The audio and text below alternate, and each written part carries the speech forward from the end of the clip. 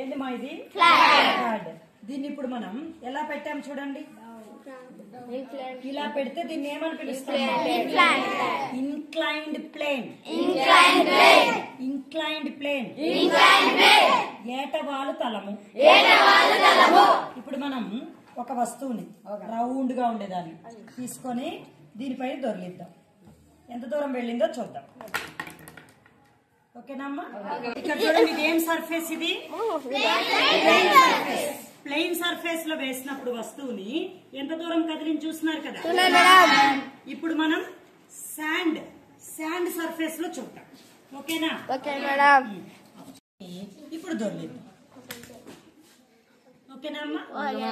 Flat surface లో ఎక్కువ దూరం పోయిందా, శాండ్ సర్ఫేస్ లో ఎక్కువ దూరం పోయిందా?